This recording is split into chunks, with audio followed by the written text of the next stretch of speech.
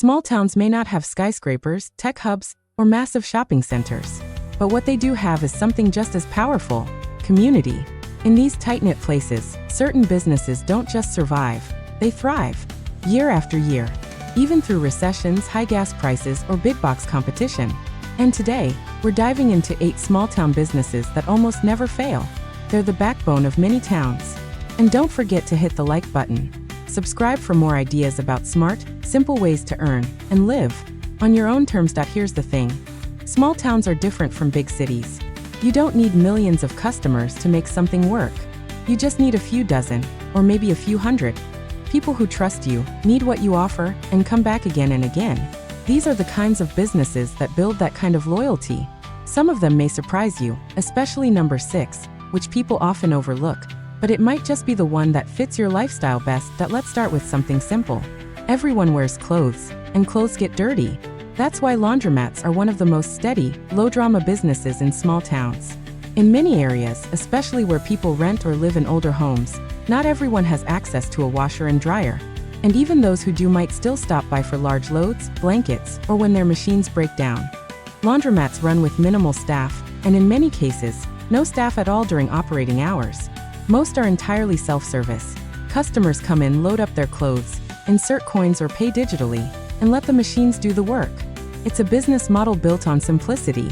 Once you invest in the washers, dryers, and a durable utility setup, water lines, electricals, proper drainage, the day-to-day operations mostly revolve around routine maintenance and cleanliness.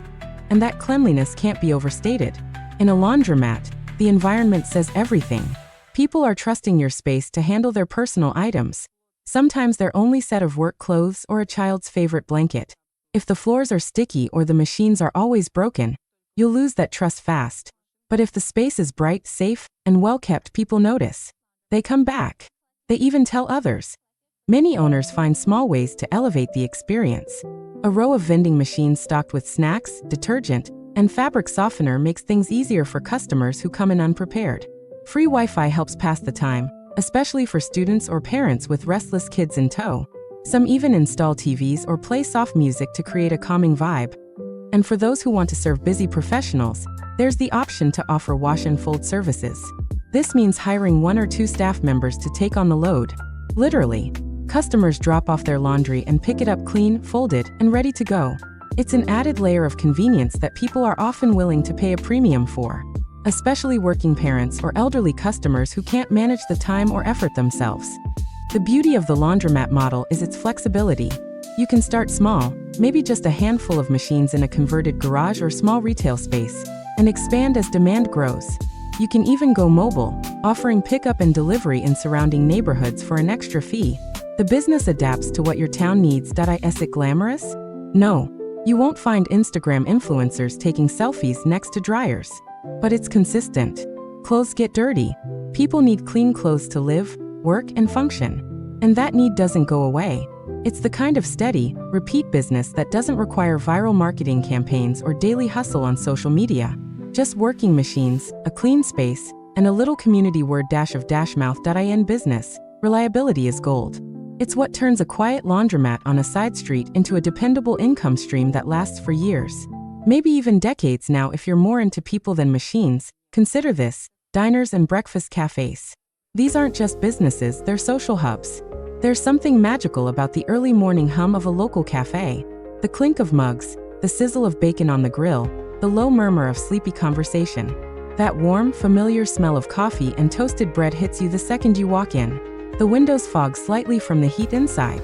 The sun's just rising, but half the town is already here. You'll see the same faces almost every day.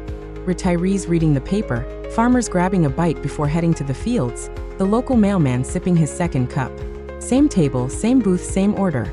It's not just about getting fed. It's about being known. That's what makes these places special. And that's what makes them last. What makes diners work isn't some secret recipe or exotic menu. It's not even about being trendy. It's about comfort, familiarity, and belonging. Keep the menu simple and hearty.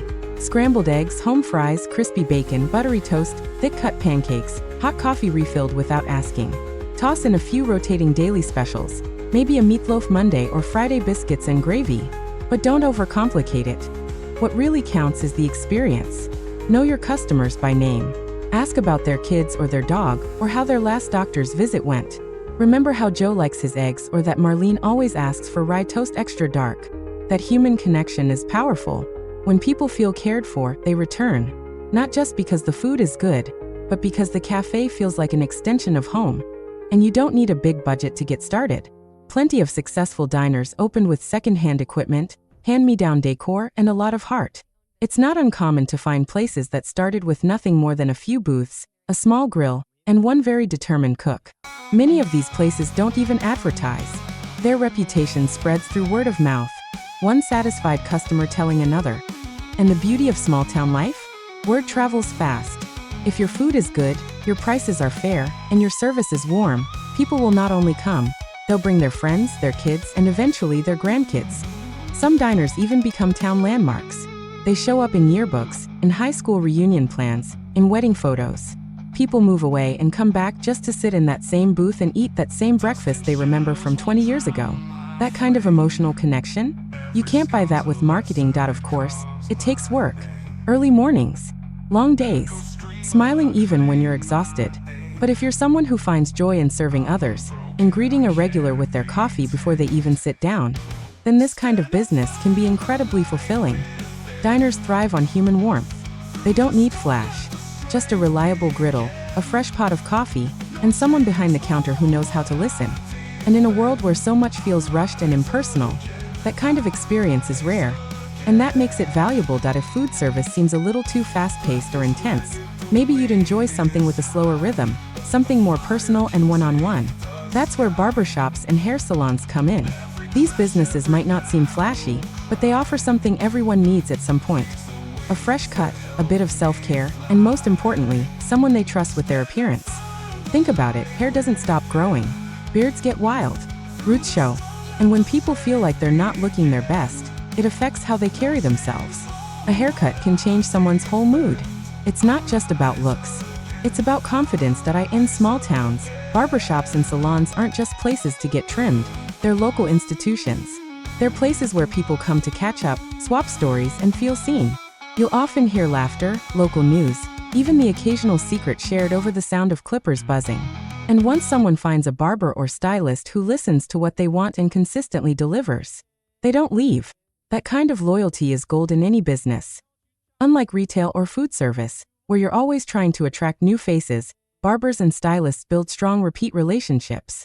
If you have 100 loyal customers who come in every 4 to 6 weeks, that's steady income without constantly hustling for the next sale. All you have to do is treat them right, give them a clean, sharp cut, and make them feel welcome. You become part of their routine, and in many cases, their life milestones. First haircuts, job interviews, weddings, even retirement trims. And the business model is flexible. Some stylists work solo and own their shop. Others rent a chair in an existing salon, paying a small weekly fee, but keeping the rest of their earnings. Then there are shop owners who rent out multiple chairs to other stylists, earning passive income even on days they don't pick up scissors. Want to earn more without working extra hours? You can start selling products too. High-quality shampoos, beard oils, gels, conditioners. People love buying items their stylist recommends. You already have their trust, so offering tools that help them recreate the look at home just makes sense. And you don't need a huge inventory, just a few key items that align with your customer base. Best of all, the startup costs are relatively low. You need a good set of clippers and scissors, some chairs, mirrors, a clean space with good lighting, and maybe a sink or two. That's it. No need for a massive kitchen, expensive inventory, or dozens of employees. And with just a little creativity, some local art, soft lighting, or a fresh coat of paint, you can make the space feel cozy and unique without breaking the bank. The real magic is in your consistency. Show up on time. Give people your full attention. Be gentle with a nervous kid's first haircut, and patient with the elderly man who just wants a familiar chat while you trim his sideburns. Offer a warm towel or a quick beard trim as a bonus touch. Those little moments add up and turn customers into lifelong clients. In fact, for many people, going to the barber or salon is the one peaceful part of their week. It's a break from work, from stress, from running around. They sit down, relax, and leave feeling a little better than when they came in. That's powerful, and it keeps people coming back. So if you enjoy connecting with others, have a knack for making people feel good about themselves, and want a business with reliable demand and room to grow, This might be the perfect small town path for you. No matter the economy, no matter the trends, people will always need a haircut, and they'll always appreciate someone who does it with care. Now let's shift gears completely. Picture this: a long row of locked metal doors, a gravel driveway, no employees in sight, and yet it's making money 24/7. That's the magic of self-storage. Small towns are full of people with boats, boxes, old furniture, and holiday decorations. They don't want to throw it away, but they don't have space at home. Self-storage units are a quiet powerhouse of income. Once built, they require very little day-to-day involvement. Customers pay monthly. You don't need staff on site. With modern digital locks and camera systems, everything can be managed remotely. Start small with a few units behind a garage or on a rural lot. If demand grows, so can you. For something more heart-driven, let's talk about daycare centers. In small towns, affordable and reliable childcare can be hard to find. That creates a huge opportunity for people who are good with kids and ready to provide a safe, nurturing space. Whether you open a center or run a smaller home-based daycare, the need is real, and the impact is huge. Parents are often working long hours or commuting, and they want to know their kids are somewhere safe and happy. When you provide that, you become part of the family story. You help raise their children. You get invited to birthday parties and school plays. It's more than a business. It's a trust-based relationship. Start small. Focus on quality over quantity. And make sure you follow local rules and licensing, which can vary from place to place. If working with kids sounds exhausting, how about working with animals? Pet grooming and boarding is a booming business. Yes, even in rural areas. People love their pets, and they'll spend big to keep them clean, healthy, and happy. Grooming services, dog walking, pet sitting, even overnight boarding during the holidays. It all adds up fast. What's great about this business is flexibility. Many people start from their homes or offer mobile grooming services in a van. Others rent small storefronts near the center of town. The emotional payoff is real too. You get to help families care for the animals they love. And once you build trust, pet owners will keep coming back again and again. Still not convinced? Let's go back to basics: tools, parts, and repairs. Small-town hardware stores are often the unsung heroes of the community. When something breaks at home, people want to fix it fast. They don't want to drive 30 miles to a big box store. They want a place nearby, with someone who knows what they're talking about. Hardware stores that succeed don't try to do everything. They offer what people use often: screws, paint, tools, pipes, gardening gear. They also become advice centers, where someone can walk in with a problem and walk out with a solution. You don't need to be an expert in every fix-it job, but you do need to stock what matters and be willing to listen. And finally, a business that's more emotional but deeply important: funeral homes. It's not something people talk about often, but it's one of the most stable and consistent businesses in any town. Death is part of life, and every family wants someone they can trust to handle the final arrangements with care and dignity. Funeral homes that succeed aren't flashy. They're respectful, dependable, and rooted in the community.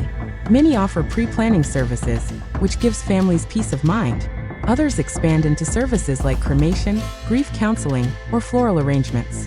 It's a business that requires empathy, attention to detail, and patience, but the need will never disappear. These 8 businesses may seem simple, but that's exactly why they work. They're not trendy or flashy. They're not chasing hashtags or fighting for likes. They offer something deeper: stability, reliability, and real service. They're built on trust, relationships, and community. Let us know in the comments. What's your favorite small town business? Have you ever thought about starting one? What does your town really need right now?